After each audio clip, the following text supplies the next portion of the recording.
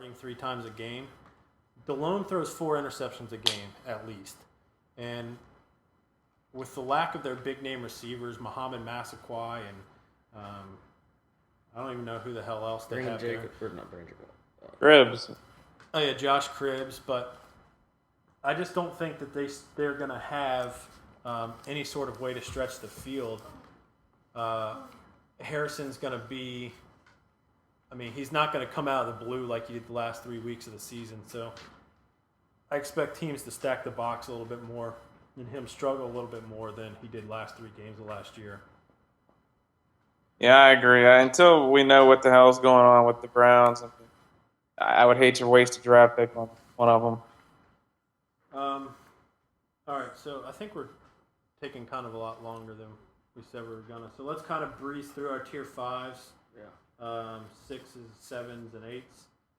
My tier 5, I have Adai, Forte, Ronnie Brown, Ricky Williams, Brandon Jacobs, Justin Forsett, Felix Jones, and Marion Barber. Mine are pretty similar. I look at this tier as kind of serviceable guys, but because they're sharing time or they're either potentially past their prime, they're not guaranteed a ton of touches. Joseph Adai, Matt Forte, Ronnie Brown, Brandon Jacobs, Justin Forsett, Felix Jones, and Marion Barber. A lot of similar ones that you had, Justin.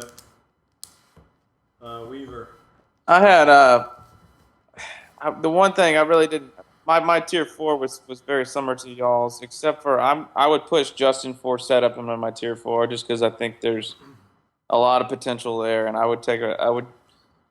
would risk pulling him higher up in the draft because I think he has some potential. Stepping into the tier 5, I got Ronnie Brown, Joe Adai. I hate the Dallas backfield, so none of them. Coming down the list, Matt Forte. And that'll probably do it for my tier 5. And I don't see anyone else there that can break away from the other group of people. Yeah, and the only reason I have Forsett in my 5 is because Pete Carroll's history at USC, he's always kind of ridden the hot hand and always used like a 2 or 3 back system. Even when Forsett was there, well, I mean, let me take that back. Even when Seattle still had Forsett, Julius Jones, and Leon Washington signed, Pete Carroll's still coming out and trying to pull in other running backs to look at it. I know they pulled in big fat Lendale White, who got cut a week later by. Is that necessary? By his old college coach, which says that he really sucks. But I think that I agree with you. His potential is huge. I think he should 100% be the lead back there. But for some reason, they still have Julius Jones. And if I were Pete Carroll, I'd drop Julius Jones off a bridge. But moving into my tier 6, got Harrison, Reggie Bush, Javid Best, C.J. Spiller. I could be talked into moving Javid Best up to tier 5 just because I don't think Kevin Smith is anything.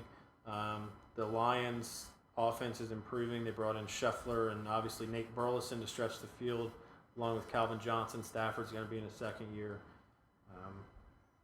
And Javid Best should have the majority of that should be another one of those opportunity guys. That's Megatron's team. Yeah, it is Megatron's team. My tier 6 guys, I look at them kind of as what I call the flex position tier. Like, these are guys who you don't really want as a 1 or 2 running back, but if you're between a wide receiver and a running back for your flex position and you don't have a great wide receiver option for that these guys would be a good flex position running back. I have Forsett, Reggie Bush, C.J. Spiller, Darren McFadden, Fred Jackson, Javad Best, and Ricky Williams. Yeah, I really like Best, as you guys like as well. I think he's got some potential there too. At this point, I'm almost starting to like to take some backup guys. At this point, I would rather go out and grab a good backup that if the lead back got injured could come in and take over, and as opposed to picking like a Darren McFadden or a Lawrence Maroney or a Montario Hardesty. I just like I'd rather go out and let's just pick one here. Let's like Ahmad Bradshaw or O'Donnell Brown. Uh, like a Tim Hightower, like one of those guys, Ricky Williams, Right. who's in a share and probably is not gonna get 50% of the touches. But if the top guy goes down, like Ronnie Brown went down last year, Ricky Williams was, he was a number one back, I think, or at least a strong number two back after He that. was So definitely a top But, 8 back, I think, when Ronnie Brown went down. yeah, so that would be my strategy if we're talking tiers, is in draft tiers. That would be my strategy going into a draft. All right, so we'll just quickly go through Tier 7 and Tier 8. My Tier 7 guys, I have Portis, McFadden, Fred Jackson, Thomas Jones, Michael Bush, Donald Brown, Sproles, and Cadillac. I think out of that group, I like Michael Bush the best. I think he's going to be the lead back in Oakland this year.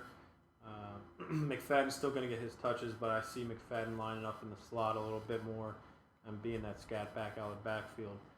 And rounding out my top 50, my Tier 8, I have LT, Hightower, Arian Foster, and Ben Tate.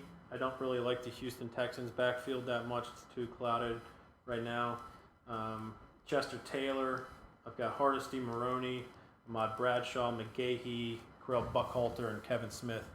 And if Moreno's injury lingers around a little bit more, I'd bump Buckhalter way up to maybe Tier 5. I only have 7 tiers. I only did the top 40. Okay. Just because I think, for the most part, 30 through 50 are all somewhat interchangeable. So I try to tier them by similarity. So I have this is the kind of the I don't trust these guys tier. If you're starting, if one of these guys is your number 1 or 2 running back, you have problems. So obviously, multiple of these guys were my number 1 last year when I finished last. Portis, Thomas Jones, Michael Bush, Donald Brown, Darren Sproles, Caddy Williams, and LT.